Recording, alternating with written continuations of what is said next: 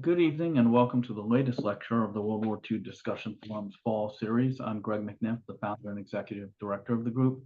Before I introduce this evening's speaker, I want to briefly cover the usual housekeeping items. First, our speakers graciously agreed to take questions after his prepared remarks. You have two ways to ask a question. You can either use the Q&A box at the bottom of your screen, and I will read out your question to our speaker, or if you prefer to ask your question directly, please use the raise hand feature at the bottom of your screen, and I will call on you to unmute your line. Regardless, please be respectful of our speaker and the audience when asking your question. We'll take about 15 or 20 minutes of questions, maybe go to a little after 9 p.m. New York time. Second, donations are always appreciated. Please note there's a donate tab on the website. Third, we now have a YouTube channel, which we will post this talk to shortly after. You can access the YouTube channel through the icon at the top of the website. I should say fourth, I'll be managing the slides, so any latency or issues with the slides are purely my fault tonight. And then fifth and finally, you can send any feedback through the website at www.iidf.org. Now to this evening's speaker and someone who's back for the third time, thrilled to have him. Mark Stille is the author of numerous Osprey titles. I think if you count all of them, over 70 books, focusing on naval history in the Pacific. He recently concluded a nearly 40-year career in the intelligence community, including tours on the faculty of the Naval War College, on the Joint Staff, and on U.S. Navy ships. He received his BA in history from the University of Maryland and also holds an MA from the Naval War College. This evening, Mark is going to discuss his latest book, Pearl Harbor, Japan's Greatest Disaster, which argues that the Japanese attack, which has been conventionally regarded as a brilliant strike, was in fact a tactical disappointment, an operational failure, and a strategic disaster. Not surprisingly, the reviews have been top shelf. John Parshall writes, Mark continues his yeoman work in the field of Pacific War history by bringing his personal experiences as a naval intelligence officer to bear on the most enduring and controversial surprise attack of them all, Pearl Harbor. And Evan Maudsley, certainly a friend of this group and someone who really needs no introduction as well, writes, this is now the definitive history of the Pearl Harbor attack. Comprehensive details are provided, false assumptions corrected, and alternatives suggested. Above all, a persuasive explanation of why the end result was so disastrous for Japan. With that, I'm thrilled to have him, and I will turn it over to Mark. Thanks, Greg. Thanks for having me back. And like you said, the book comes out today, at least according to Amazon, so it's a good time to talk about it. Is the first slide up there? Because we can go to the second one, Greg, if you're ready. Yep, 1 second. So I wrote, next slide, please. So I wrote this book primarily because there are so many myths and misunderstandings about the battle, and we'll just mention some of those up front. And there they are now, and they're a central part of the book, and they're the central part of the discussion tonight. So a lot of these things are staples in all the Pearl Harbor books that you'll read, and all the things on Pearl Harbor you'll see on TV or online. So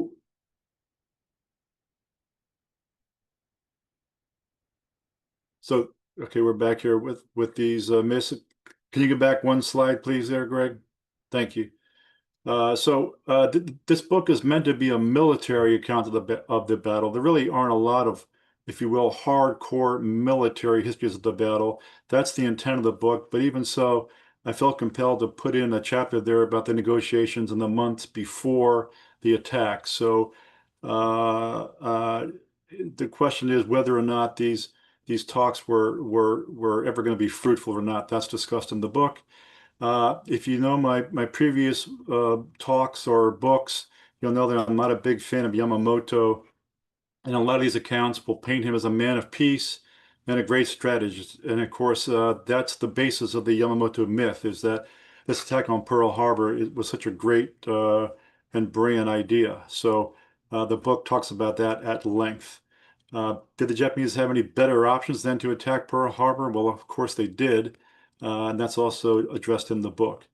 Like Greg talked about there in that review that Osprey wrote up, a central tenet of the book is this notion that the attack was brilliantly planned.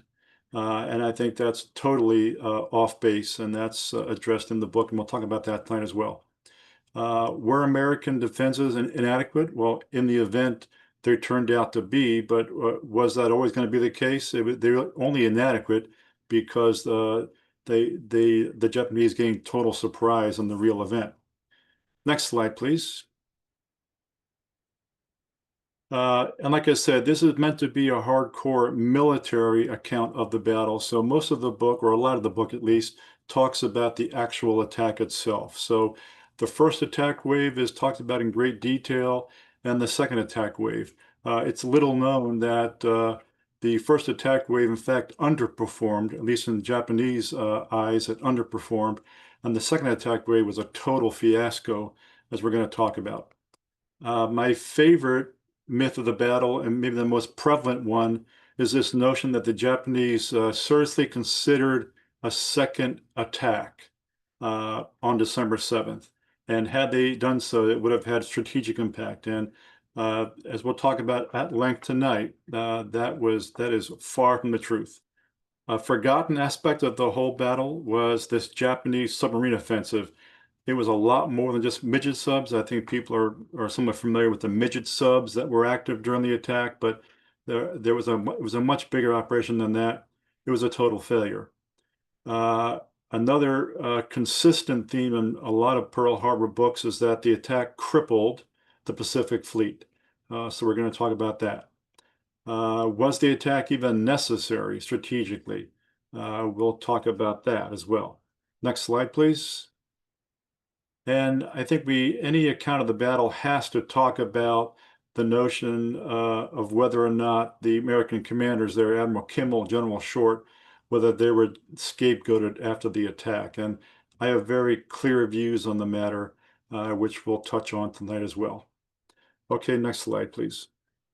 Okay, the road to war. I wrote this chapter in the book because there have been some accounts recently that have introduced the notion that negotiations were bungled and that it wasn't necessarily meant to be that there be hostilities between Japan and America.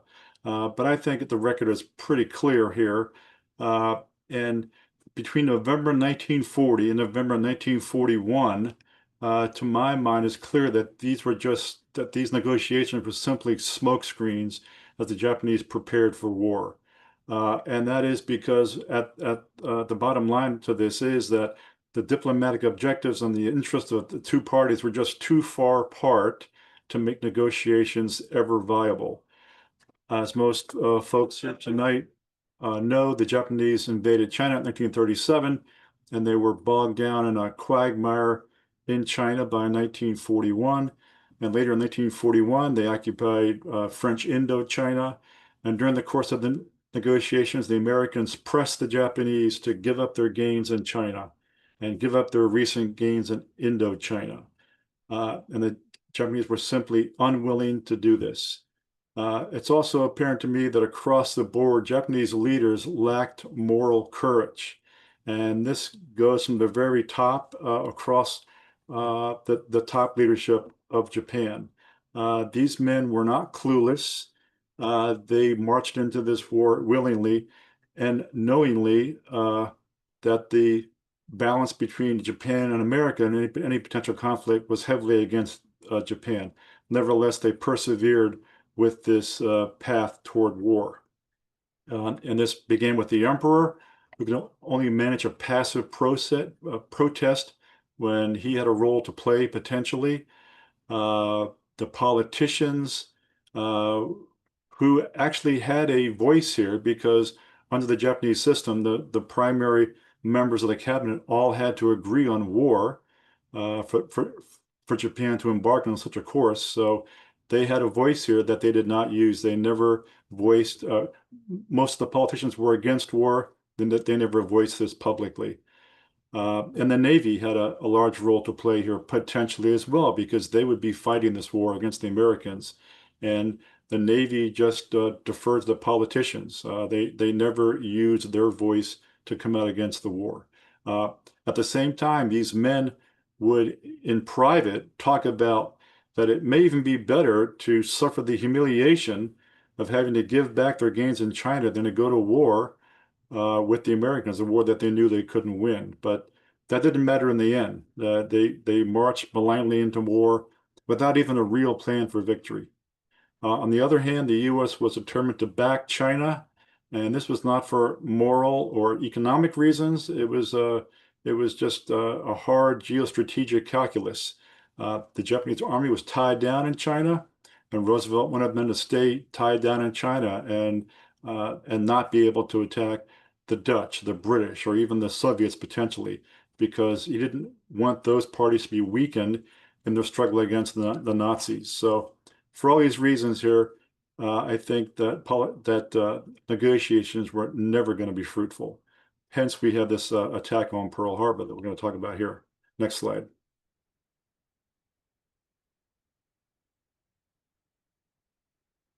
And we have to talk about Yamamoto because he is the central figure in the Pearl Harbor saga. It's clear that without him, there would have never been an attack. But you know, a lot of accounts about him paint him as much different than he really was. He was not a man of peace. He was a traditional Japanese nationalist. He supported the imperial system. He supported the war in China. He supported other wars of aggression. He just didn't support a war that he thought that Japan couldn't win. So that's why he warned against fighting the United States. But ironically, here's a man who warned against war with the United States, who actively planned and pressed a plan to broaden the war against the United States. So as we'll see later on, he used bullying tactics to get his way. I would submit that if he was a true man of peace, that he would have offered his resignation as he threatened to do other times, but he never did that. Overall, the Pearl Harbor planning process was an adventure in speculation, as we'll see, as we'll talk about this process later on. But nevertheless, in spite of all this, in spite of the fact that the reasons behind his attack were never fully examined and never laid out, he persevered against almost universal opposition and got the plan approved. Next slide, please.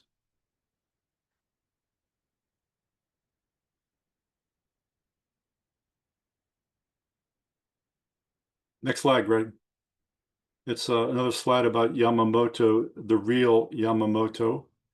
Part of the planning process is touched on here because as early as March, April 1940, he was talking with his staff about an attack on Pearl Harbor. So Yamamoto, as you probably know, was the commander-in-chief of the Combined Fleet. So his staff is the Combined Fleet staff. And he was talking to them well before the event to look at this possible avenue of action. And he admitted later on that he decided as early as December 1940 to mount the attack on Pearl Harbor. And that's even at the time, the Japanese didn't even have the capability to mount such an attack, but that did not matter to Yamamoto. His objective in doing so nominally was to cripple the American fleet there for 6 months. The Japanese could successfully conquer Southeast Asia and get the resources they needed to circumvent the American economic blockade. But his true reason was much deeper than that. There was a military aspect of the attack and a psychological aspect of the attack. So he lived in America twice, therefore people credit him with this great insight into the American psyche, but nevertheless, he believed that if he could cripple the American fleet, and in his mind, that meant sinking battleships because they were the measure of naval power at the time, that if he sank enough battleships, that would cripple American morale. Obviously, he was way off on this assessment. And in the end, he gained approval for the attack, not because his ideas were so insightful and so brilliant. He was a bully. In the end, he threatened to resign. That's how he got his way. So I would say that the whole Pearl Harbor operation was his unhealthy obsession. Next slide, please. Let's look at the planning process. So in 1941, planning got underway. He had talked about this as we touched on earlier, but in 1941, he approached members of the combined fleet to look at the attack in detail. And this was a guy named Onishi, who was a air power advocate like Yamamoto, and he was known to be a great planner. So he is charged to look at the feasibility of the attack. He pulls in this guy, Commander Genda. Genda's the guy on the top right there, to help him to look at the feasibility of the attack. Genda is a legend in his own time. He's an ex-fighter pilot, and he's known to be, or thought to be, a very innovative planner. So if anybody can figure out how to make this attack work, it would be Genda. And after Yamamoto, Genda becomes the guy most responsible for bringing this plan to fruition.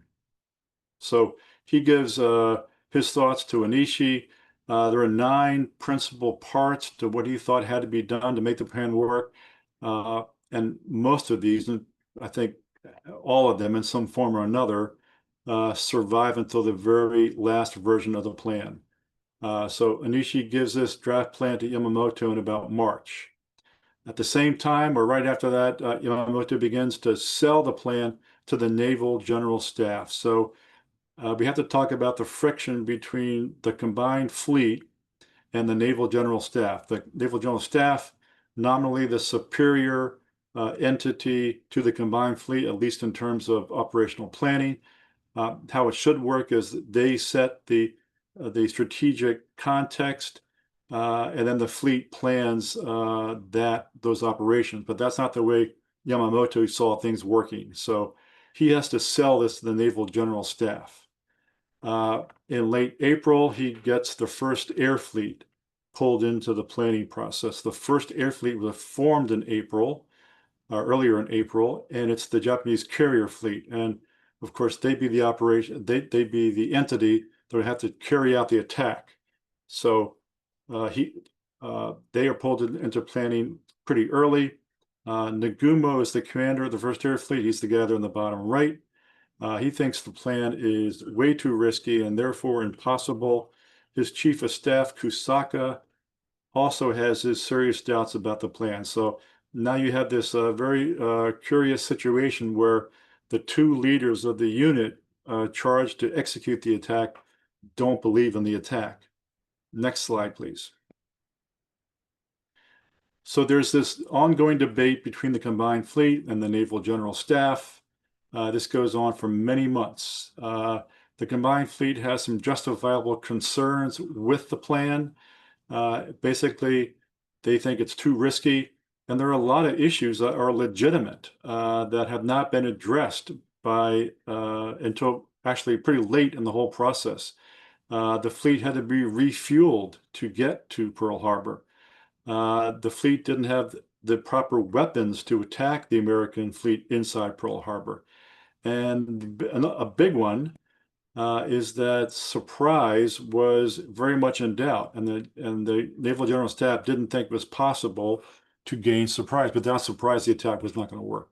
So, but Yamamoto does get the Naval General Staff to examine the operation in the annual war game, which takes place in September. So this is not really a war game. It's not proper to call it that. It's more like a controlled staff experiment where they could change their variables and examine different courses of action.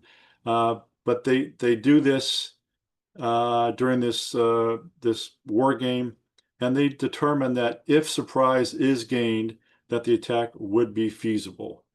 So at the same time, though, Yamamoto is also fighting with the staff of the combined fleet because they didn't think the attack was feasible either. So in October, he holds some tabletop maneuvers, and then after this is done, he asked all the admirals present what their thoughts were about the attack. And of all these gentlemen, and including Nagumo and other principal leaders in the combined fleet, they all argued, except for one, actually, they all argued against the attack. They all thought it was too risky. And they agreed with the Naval General Staff that it wasn't the proper course of action. But Yamamoto had heard enough at that point, and he told them after this debrief that they needed to get on board, because as long as he was in charge of the fleet, they were going to do this attack. So that just left the Naval General Staff to convince. And later in October, Yamamoto brings us to a head, because at this point it's getting kind of late. The Japanese have to take action. If their choices for war, and that's where they were headed, they had to act fairly quickly. So Yamamoto has to know what forces he is going to have available for the attack. He's got to know whether it's approved or not. He brings it to a head. 17, 18 October, there's another conference in Tokyo. Naval General Staff does not agree. So Yamamoto plays his ace card at that point. On 19 October, he sends one of his most trusted staff officers back to lay out the fact that if they don't approve the plan, that Yamamoto and the entire staff of the combined fleet will resign right before the war is set to begin. So obviously that can't happen. So that changes the whole tenor of the debate, and that's how the plan is actually approved. Next slide, please.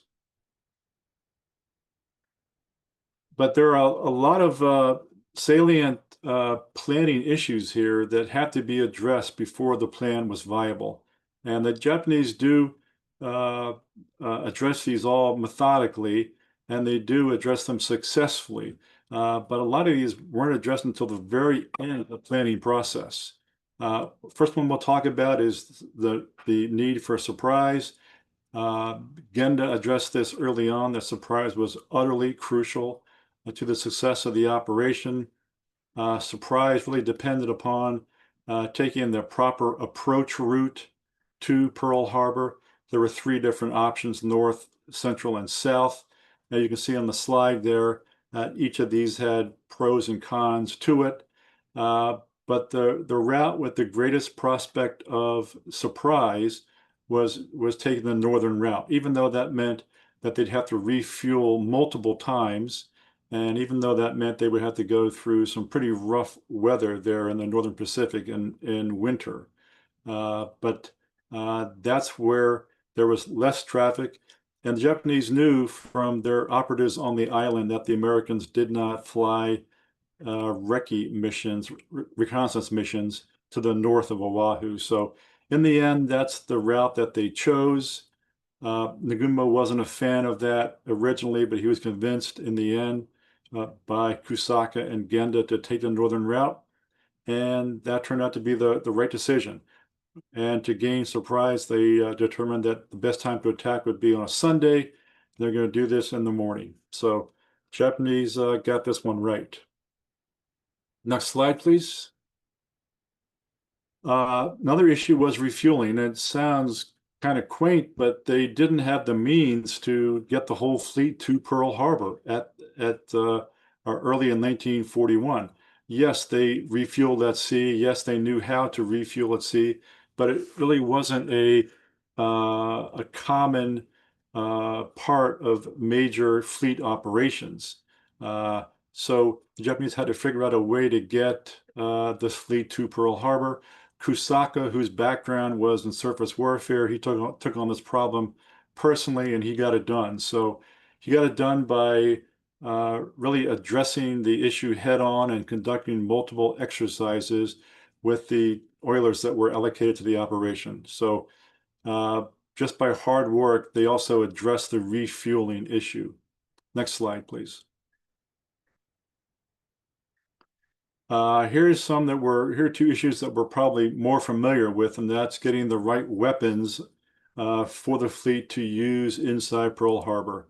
The big one was that they had to have a functional torpedo in the shallow waters of Pearl Harbor. Pearl Harbor is pretty shallow, at least it was back at that time. So you had to have torpedoes that were functional, because if you wanted to sink battleships, you had to do it with torpedoes. The Type 91, that's their standard torpedo, would not work in about the 40 feet of water in Pearl Harbor. So the Japanese took two steps to change this. First of all, they had to modify the weapon with some wooden fins so it wouldn't dive so deep when it was dropped into the water. This didn't really solve the entire problem. So Genda kept working on this with the leading Imperial Navy torpedo expert, this guy Murata. So he and Genda worked out a profile that by flying at a certain altitude and a certain speed, essentially they were flying very low and very slow, that they could get the torpedoes to function properly after entering the water. But this was not accomplished until very late in the planning process. And in fact, the last of the torpedoes were delivered to the carriers the day before they left for the Pearl Harbor attack. Next slide, please. Another issue was getting horizontal bombers that had the capability to sink battleships. That's important because if you're familiar with how the Americans anchored their battleships in Pearl Harbor, they moored in pairs. So the outboard battleship was vulnerable to a torpedo attack, but the inboard one was not. So you had to have a heavy bomb that could penetrate battleship armor. Japanese didn't have this at the time, but they cleverly took steps to address that in a fairly short period of time. They converted 16-inch battleship shells into these armor-piercing bombs.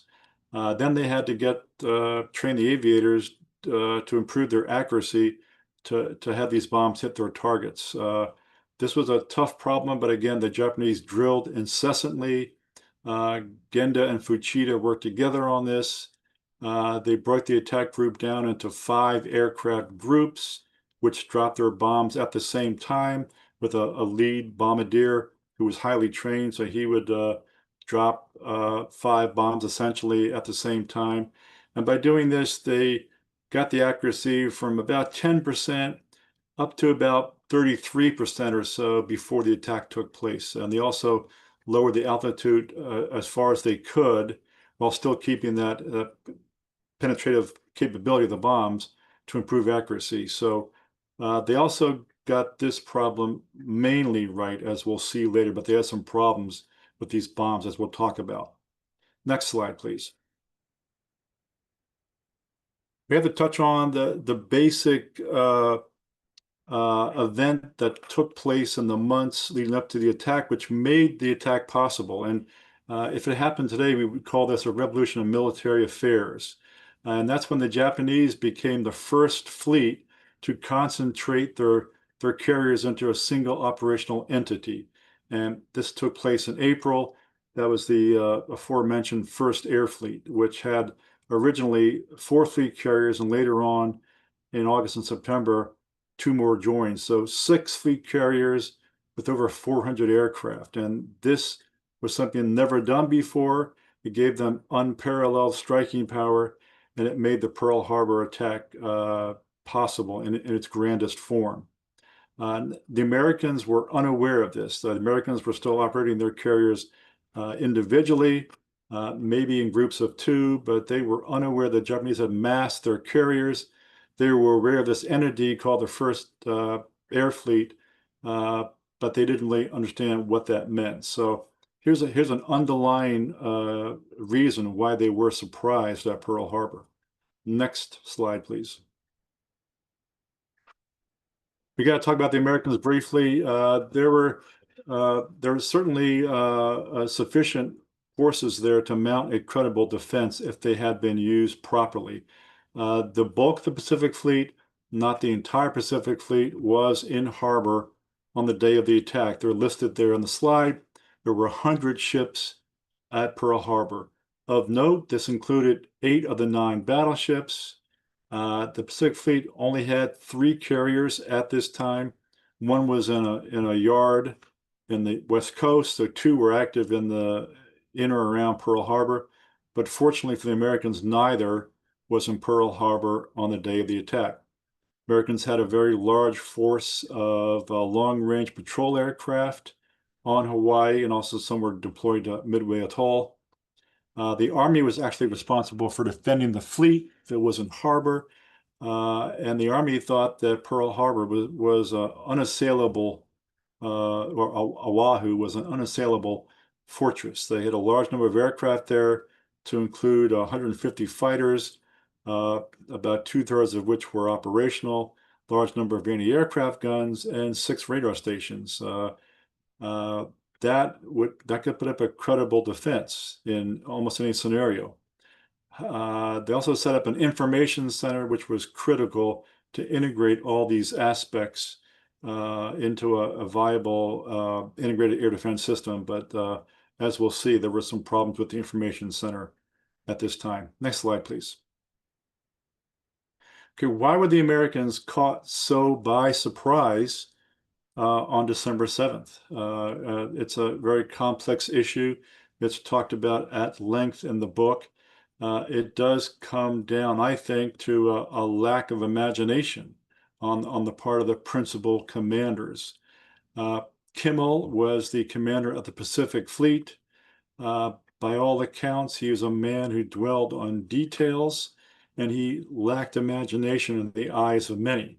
And that was evident in the run-up to Pearl Harbor, because he never took seriously the notion that Japanese were capable of an air attack on Pearl Harbor. So given that, he ignored warnings from the CNO. At this time, it was Admiral Stark, in October, early November. And then on 27 November, he received the war warning message from the CNO. And it was meant to be an alarm bell for Kimmel, but he didn't take it that way. Why is that? Well, because he was focused on the offensive actions he had planned for the fleet.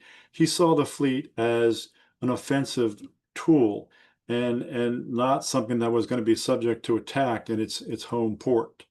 So in essence, he prioritized readiness for this offensive action he had planned over force protection, which explains, for example, why the 67 long-range patrol aircraft were not used for searches. They were training for this offensive operation he would initiate when hostilities began. General Short was the commander of the Army in Hawaii. He also got his own version of the 27 November war warning message, but he did not interpret this correctly, because after he got it, he doubled down on anti-sabotage measures, not measures that would protect against an air attack. Next slide, please.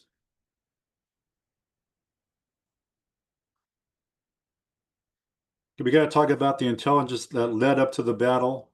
And it's not that the Americans were clueless about the prospects for an air raid on Pearl Harbor, because General Martin, who was Short's air commander, and Admiral Bellinger, he was Kimmel's patrol aircraft commander. They and their staff worked on a plan in March that correctly predicted what would happen if the Japanese mounted a large-scale air attack on Pearl Harbor. So some people saw very clearly what might happen. Now, but unfortunately, the Americans were not privy to Japanese intentions. So yes, we were reading Japanese diplomatic traffic, but this is diplomatic traffic. There was no mention of any attack on Pearl Harbor. Nor was there any IMW, any specific Japanese move in the Pacific. Next slide, please. You would think, though, that the Pacific Fleet would be tracking matters much more carefully. They would be tracking the key units in the Imperial Navy, and of course they were. They were tasked to do this. But not having any insight into Japanese intentions, they were wrong on the wrong foot, because they saw no Japanese intent to attack, and they ignored Japanese capabilities. Now, obviously, if the Japanese Navy has 6 fleet carriers, they have the capability of attacking Pearl Harbor or a myriad of targets throughout the Pacific. But this capability was not taken seriously. Why? Because there's some serious groupthink going on here uh, in the staff of the Pacific Fleet. They're also guilty of mirror imaging. Clearly, we would not attack an enemy that was much stronger than ourselves. So the thought was the Japanese would never attack the Americans because we were too strong. And again, keep in mind that this is before we had any insight into the Japanese operational code. So we did not have any insight into actual Japanese intentions. However, we were able to track by a variety of means the movement of a large part of the Japanese fleet into Southeast Asia, because the Japanese were obviously on the march. The Americans understood that, but they thought that the blow would land in Southeast Asia. They were trying to track the carriers in the Japanese fleet, and the Japanese, though, had a simple but effective deception plan underway, and the Americans lost track of the carriers. They assessed them to be in home waters, which was true, but only up to a certain point.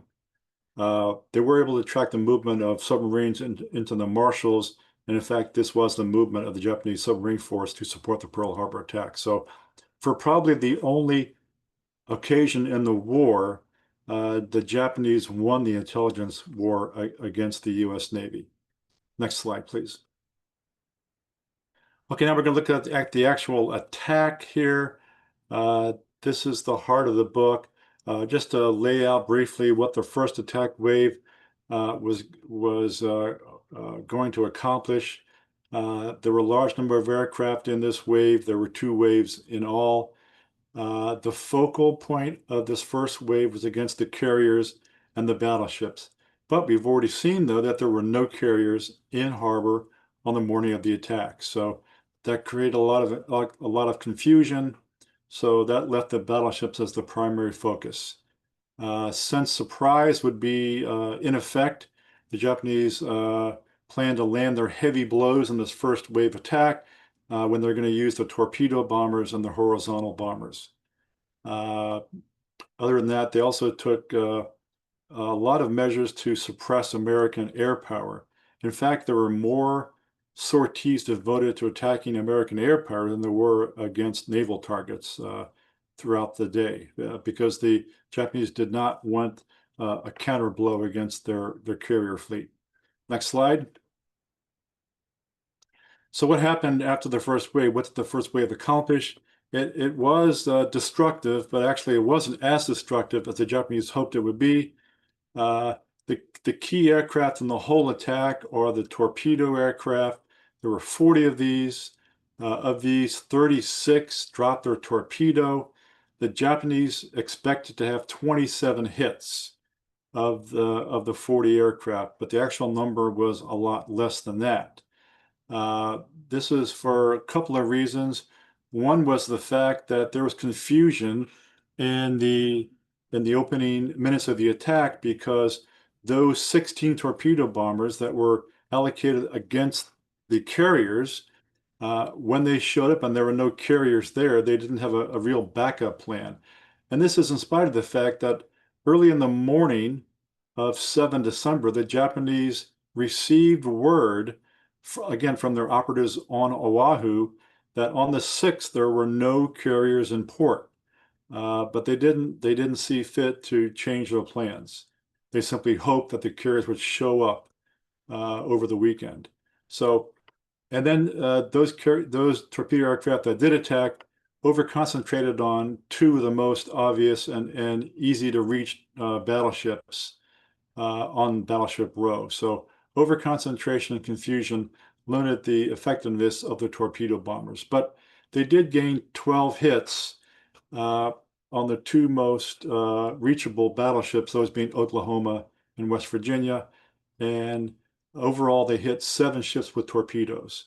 They should have done a lot better than that, but they didn't. Level bombers were partially successful. 50 aircraft were allocated, 49 actually launched. 10 hits were scored of the 49. That's about 20% accuracy. But critically of these, though, 6 of the bombs failed to function. They were duds, or they were only partial detonations. So they should have had better results as well from the level bombers.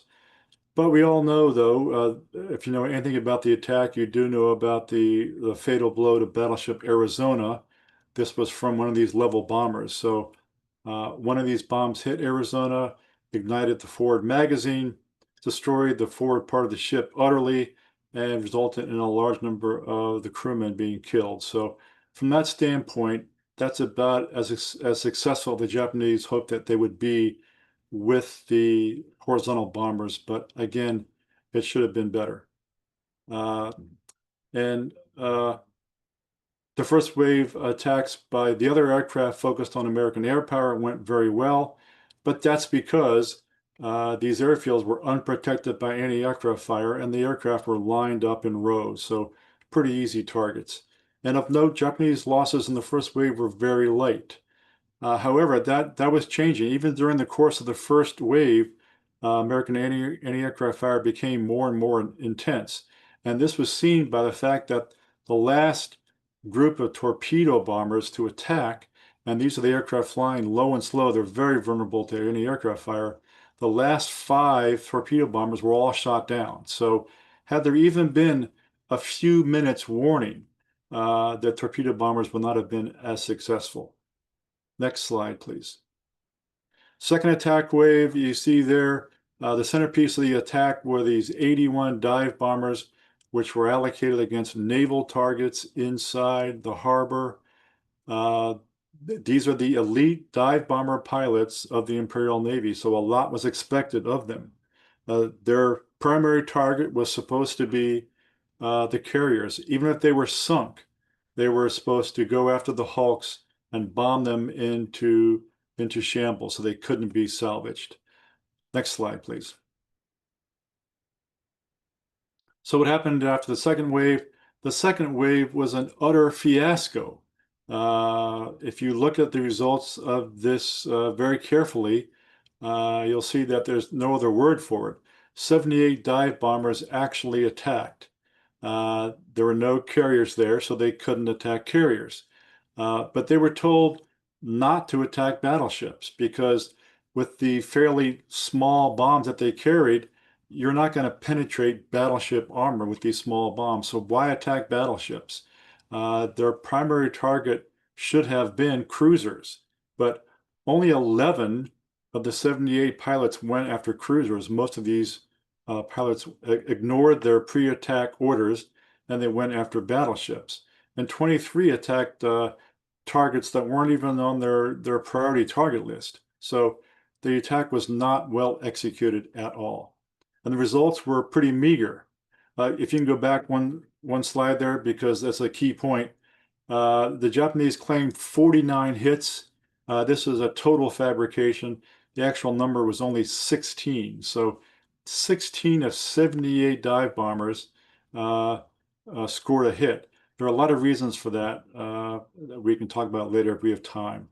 But they hit, for the most part, they hit targets not even on the target list. Next slide. So another part of the operation, which is literally forgotten, is the major part played by combined fleet submarines. Every modern submarine in the combined fleet was allocated to the attack, and a lot was expected of them because when the Americans flushed their fleet out of Pearl Harbor, these submarines were deployed all around the Hawaiian Islands, so it was thought that they'd have no problem picking off the American fleet as it left harbor. There was also this exotic part of the submarine plan to get 5 midget submarines into the harbor during the height of the attack.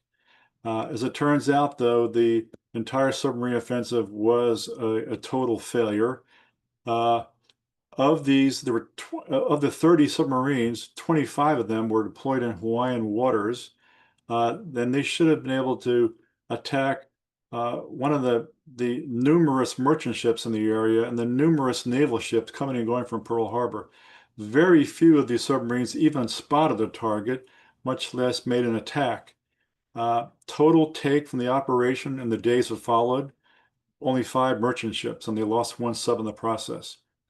We got to talk about the mini subs though very briefly, because that was that could have blown up badly in the face of the Japanese, because these submarines went in hours before the attack started.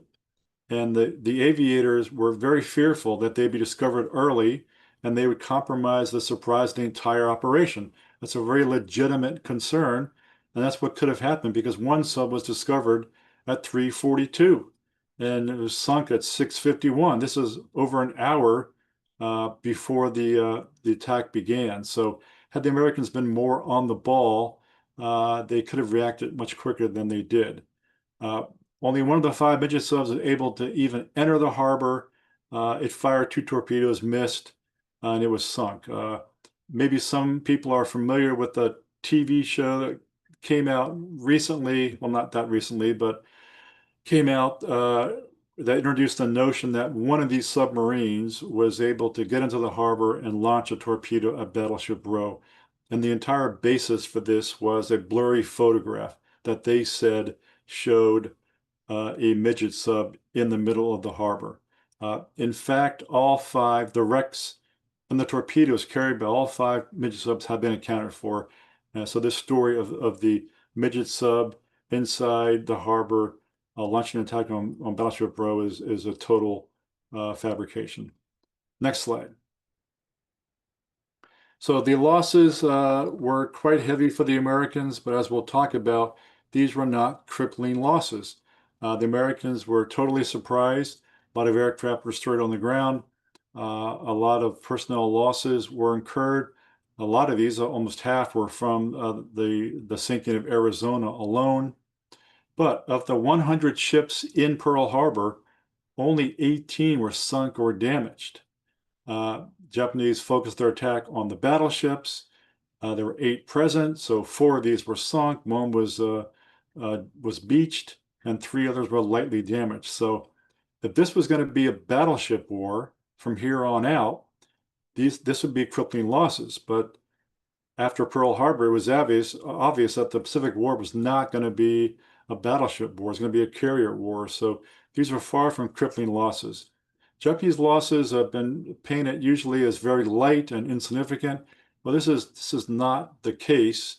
They did lose 29 aircraft, but another 17 were either ditched on the way back, or once they got back, they were so heavily damaged they were thrown overboard. So they lost almost 50 aircraft during the attack, and a large number were damaged. So had there been any notion to launch a second attack, this would have mattered.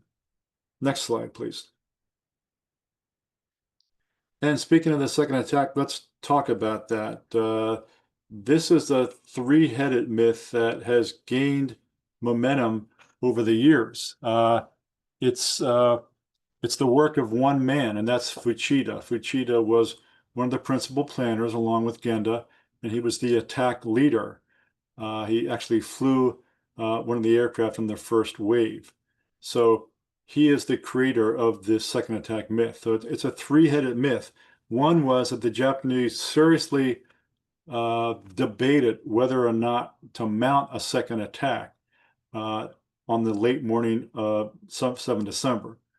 And then had they done so, they would have concentrated on the naval infrastructure there, the Navy Yard and the fuel tanks.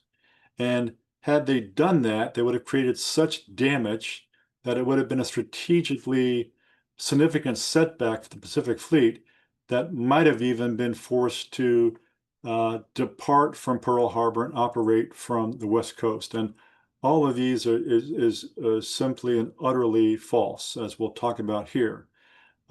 So right after the war, when Fuchida was asked about this, he didn't mention any.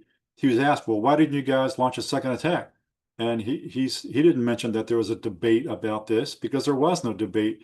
Kusaka was on the bridge the entire time.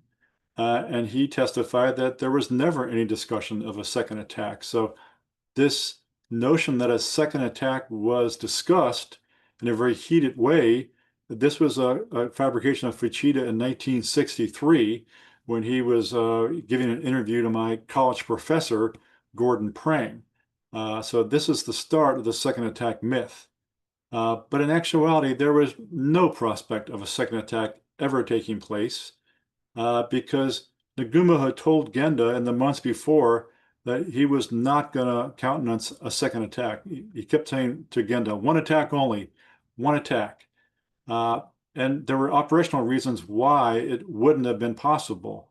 There just wasn't enough time to do it on 7 December. If you break down a timeline, the last of the aircraft don't get back to the carriers until just before 1300, and then you have to create a plan because there was no plan to attack a second time. You have to create a plan, you have to rearm the aircraft, refuel the aircraft, and brief the pilots in a very short period of time. But let's say that they were able to do this in a couple of hours. Unlikely, but let's pretend that that was possible. So they launch at 1500. Well, it's a 3-hour flight back and forth to Pearl Harbor from where the striking force was, which would have meant that the aircraft would have been recovered after dark. And this was, these aviators were good, but they were not trained for night operations. So Nagumo would never have mounted a night attack. And let's talk about the notion that they missed a great opportunity by not attacking the infrastructure in Pearl Harbor.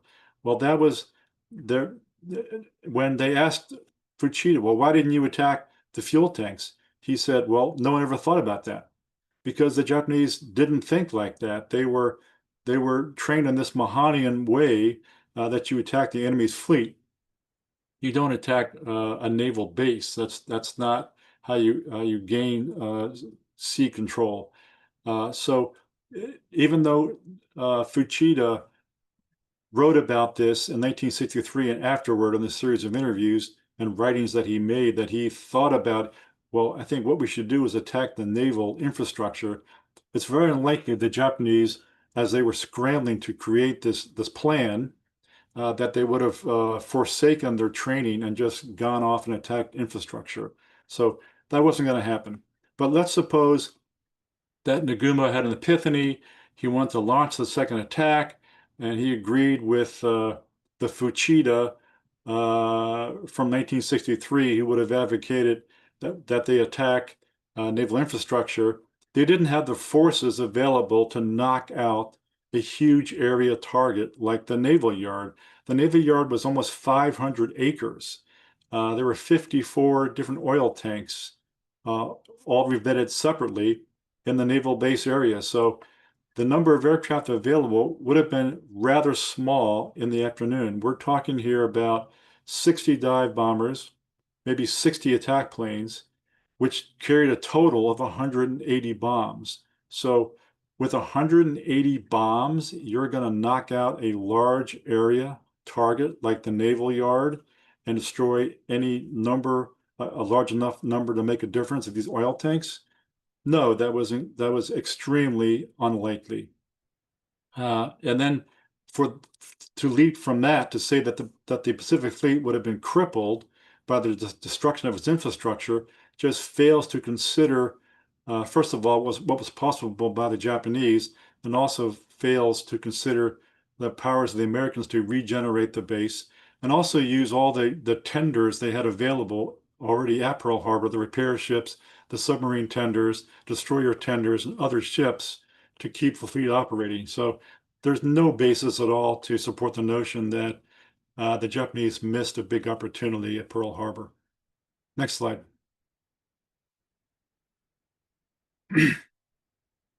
Let's look at the attack briefly from a tactical and an operational and strategic level. That's also a big part of the book because this attack simply wasn't worth the squeeze for the Japanese. It wasn't well planned in all regards. Some aspects were well planned, some were not. For example, the midget sub-involvement. and there were a couple of pre-dawn recce flights that were detected on radar. These were unnecessary, and they did jeopardize the surprise of the entire operation. We talked about the underachievement by the torpedo bombers and by the horizontal bombers. This was due to lack of planning. These 16 torpedo bombers that came in to attack carriers that weren't there. They therefore attacked ships of no particular value, or they tried to attack Battleship Row, creating more confusion in the process. And throughout the day, Japanese pilots had a very bad target recognition skills in evidence. The second wave dive bombers, that was just an atrocious display. And why was that? It's because three reasons: bad weather, because there was overcast clouds above the harbor by the second wave attack, and the Japanese didn't plan for the potential of bad weather. But they should have known that there was a great potential that there would be just such an overcast on a typical day in December. Also, there's a lot of smoke from the second attack, or from the first attack, which impeded the second attack. Japanese should have planned on that. And there's a lot of anti-aircraft fire. So that was why the second wave dive bomber attack did so poorly. Another aspect that isn't usually examined is this fighter doctrine that the Japanese used. They used their fighters, obviously, to gain air supremacy over Oahu, which they didn't have to use in that regard, because there are no American aircraft airborne during the first part of the first wave. So they were then used to attack various airfields around the island. And that meant that they left their bombers unprotected and attacked airfields. And did that matter so much during the actual event? No, not really, even though there were some US fighters that were active later in the morning that did attack unprotected bombers, but it didn't matter during the actual event. But had the Americans got some fighters airborne before the attack, it would have mattered a lot. Next slide, please.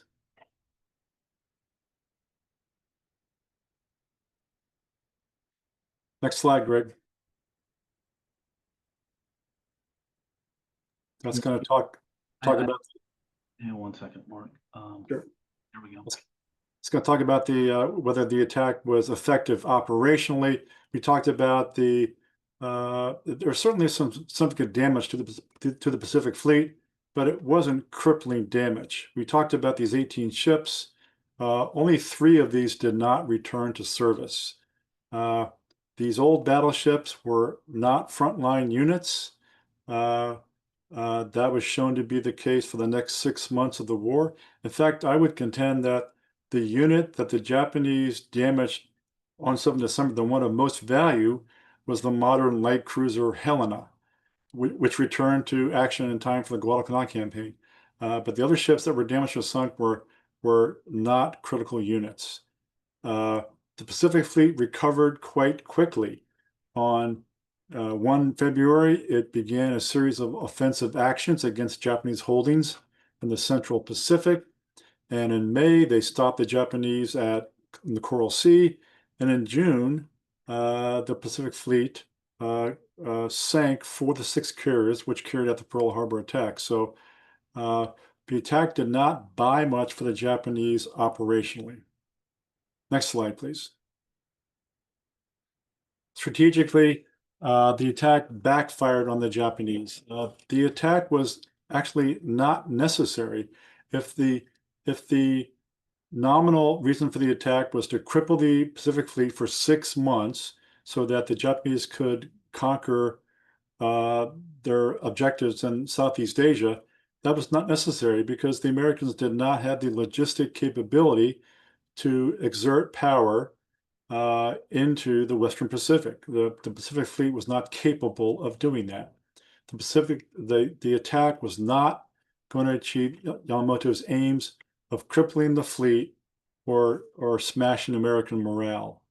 And for him to think that it would just shows his lack of skills as a strategist. In fact, that if you look at the Japanese notion for victory, which was rather ill-defined. It came down to a negotiated peace after some protracted period of war, that the Americans would get tired of bashing their head against the wall of Japanese conquest and talk about a peace. Well, that's unlikely if the Americans have been roused to avenge this unprovoked and treacherous attack on Pearl Harbor. So the attack undermined the actual prospects of a negotiated peace that the Japanese so earnestly wanted to have happen. Otherwise, they had no viable plan for victory. Next slide. All right, last couple of slides, we're going to talk about the notion of Kimmel and Short as scapegoats for the attack. Obviously, something went very wrong on 7 December in the eyes of the Americans. That was undeniable. Aircraft were caught on the ground. Ships were caught unprepared. It was a debacle. Therefore, both Kimmel and Short were relieved on 17 December. So the first investigation of the attack began right after the attack concluded. There were 10 of these conducted from 1941 to 1995. The Americans tried to understand what happened. The first attack was maybe the most consequential at all. It was the Roberts Commission, which found that Kimmel and Short were culpable of misjudgment. It absolved Washington of responsibility for the most part, but it went as far as to accuse Kimmel and Short of dereliction of duty, which perhaps was a step too far.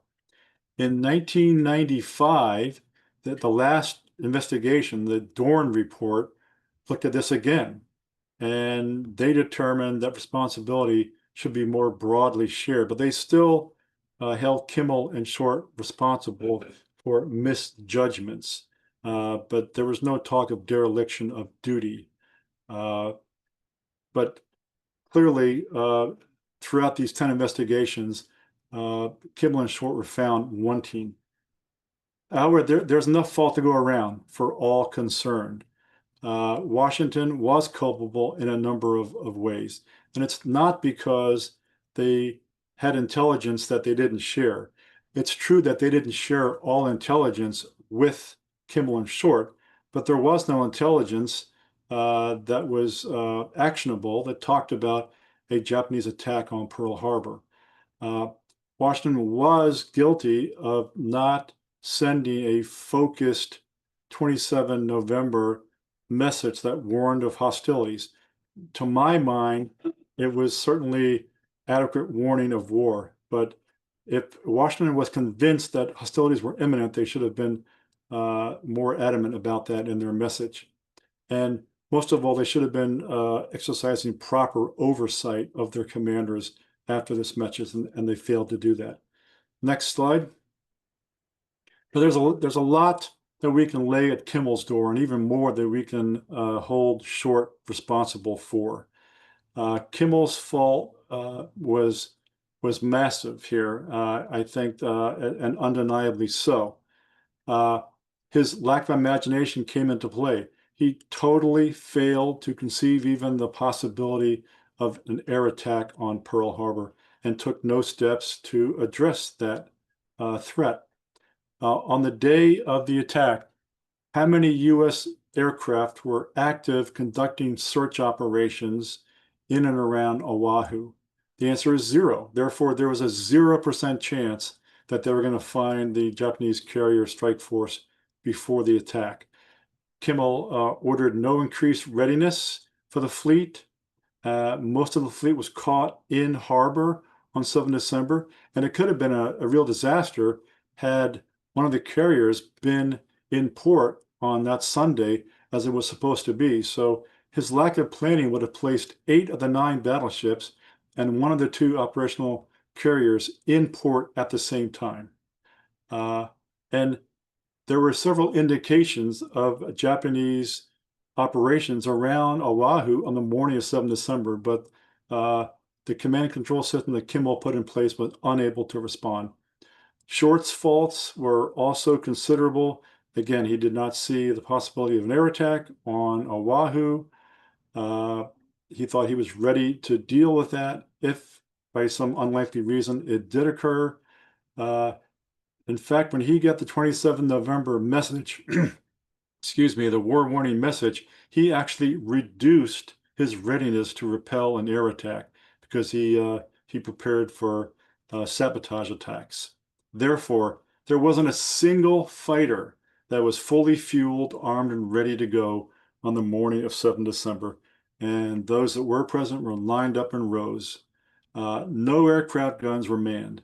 And the information center, which you had to have to identify a threat and take appropriate measures, was dysfunctional. So in my mind, it's clear that Kimmel and Short bear massive culpability for the failure of the Americans to be ready for the attack. All right, that's the last slide. And now we have some time if there are any questions. Great job, Mark. Thanks as always. There are already several questions in the queue and in the raised hands as well. So just start.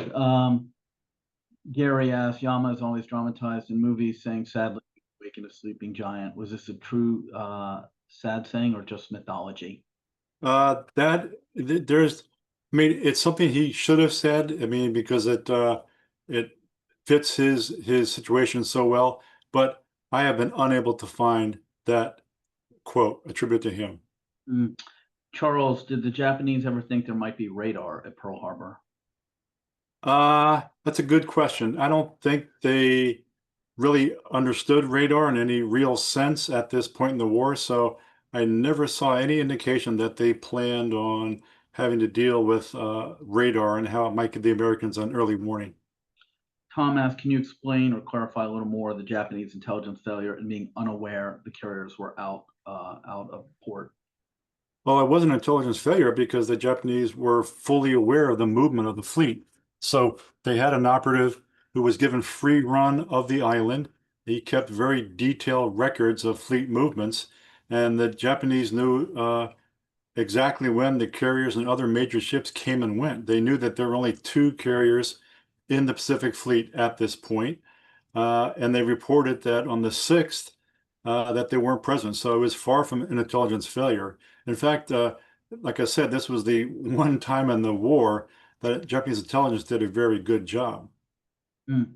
Mike asks, who was the one person who sided with Yamamoto at the tabletop maneuvers in October, and were they persuaded or already in his corner? Love your book on Leyte Gulf. Leyte Gulf, that's my favorite battle. Thank you for your kind comments there. But the other guy that sided with Yamamoto was Yamaguchi. Yamaguchi was a mini Yamamoto in many ways, also an attaché in America, an air power advocate. He was kind of a hothead, though. He was the commander of the 2nd Carrier Division. So he was also present at Midway. He committed suicide at Midway. So he was the one principal admiral that supported Yamamoto in this October conference. Gary writes, I really enjoyed your very well thought out presentation. I look forward to reading your book. What do you think of the proposition that the critical development in the Pacific War was the passage of the Two Ocean Naval Bill a year and a half before Pearl Harbor?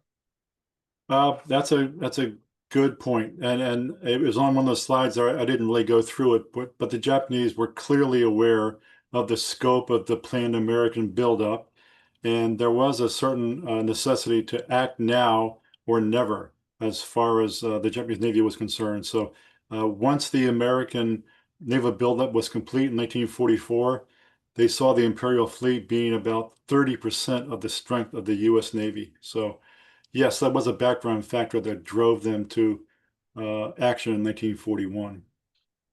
Joseph just says, really enjoyed your lecture. Mark writes, one carrier was ferrying aircraft to Wake. Where was the other one?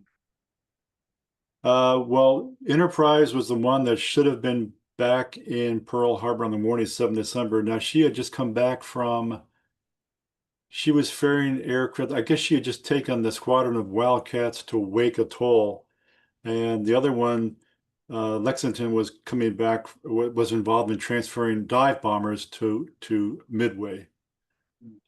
Graham asks, what basis for the Army fear of sabotage? Well, a lot of reasons, but there's a huge Japanese ethnic population on the island, uh, and good old-fashioned racism was at play here. Uh, I mean, that was again, they didn't see an overwhelming concern for a Japanese air attack. Therefore, the primary concern must have been internal.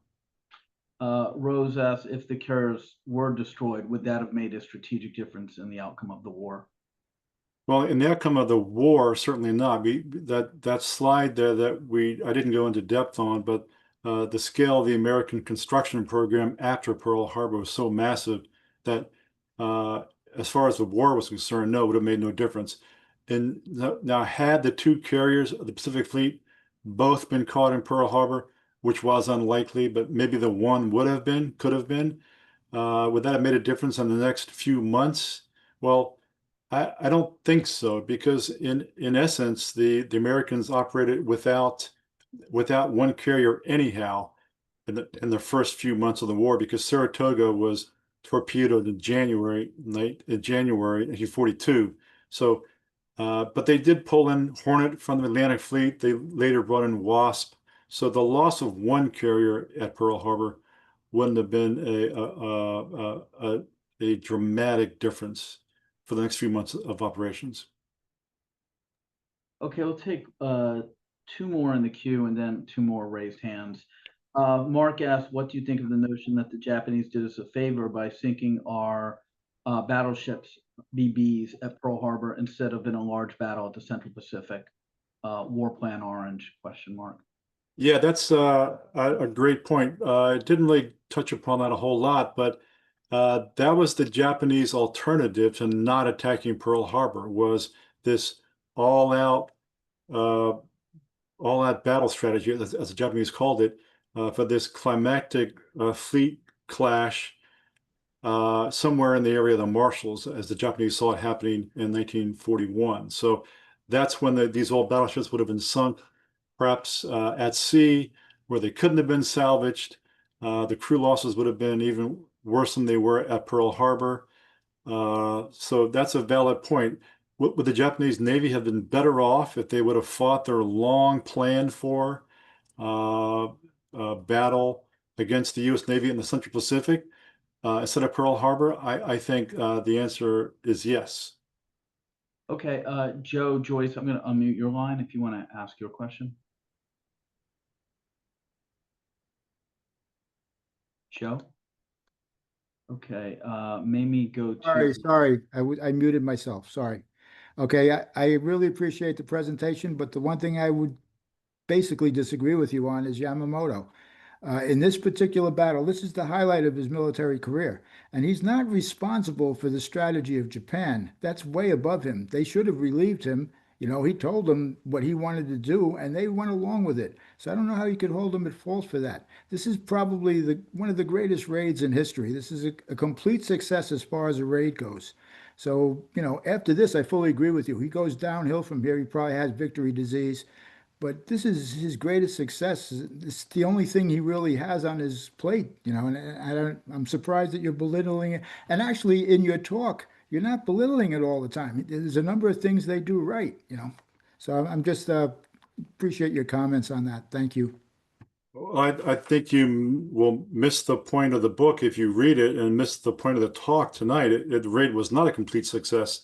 The raid underperformed in a number of ways and only brought them pain in the end. It was a strategic nightmare for the Japanese. So yes, you're right, though. This is what the legend of Yamamoto as the great strategist hangs its hat on. It is this so-called success of Pearl Harbor, but it was far from a success, as I hope to have made clear in the course of this discussion. Okay, just one quickly though. For 5 months, it was a success. Okay, they ruled the Pacific. I mean, they took more territory than the Germans did, even if it was water. You know, so to say that, you know, I agree with you. In the end, it's going to cost the Japanese, but that's not his job. This is way above his pay grade. And as a naval commander, Pearl Harbor is brilliant as far as I'm concerned. Well, again, you've missed the whole point of the talk if you believe that. And he in essence hijacked Japanese national strategy by insisting upon this attack on Pearl Harbor. He made it his mission to introduce a broadened war against the Americans into Japanese strategy early in the war, and it didn't pay off. And it didn't matter if the Japanese made temporary gains in the Pacific, because within a few months of the opening of the war, the Japanese expansion was stopped in the Pacific by a fleet that should have been crippled in Pearl Harbor, but it wasn't. So Pearl Harbor bought the Japanese virtually nothing. Okay, we'll go to Joseph Strange if you want to unmute your line and ask your question. Joseph? Okay. RMM, if you want to unmute your line and ask your question.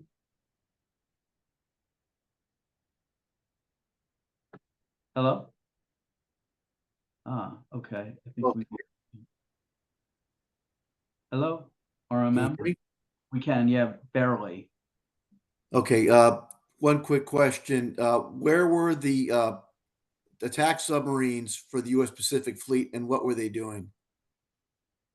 Most of the American subs, modern subs at this point, there were only 4 in Pearl Harbor. So 29 were attached to the Asiatic fleet, and they were tasked to defend the Philippines against an expected Japanese invasion. And as you know, they were largely, well, not largely, they were unsuccessful in that role. And there were some other submarines on the West Coast in overhaul and whatnot, but there were only a handful of submarines in Pearl Harbor at the time.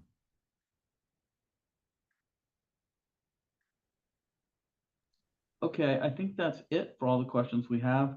Once again, thank you to Mark for a great talk. The book is Pearl Harbor, Japan's Greatest Disaster. Please join us this Saturday when historian Lawrence Drake will talk about his book, Pilots and Painted Ladies, which offers sort of a personal introspection into aircraft's downtime in which they painted artwork and identifying names onto the nose of their aircraft. And the historian is also a personal painter as well and has a connection there. So thank you very much for joining us. Mark, thanks again for another great talk. We hope to have you back on the next lecture. And until then, everyone have a good evening tonight. Thanks, Greg. Good night.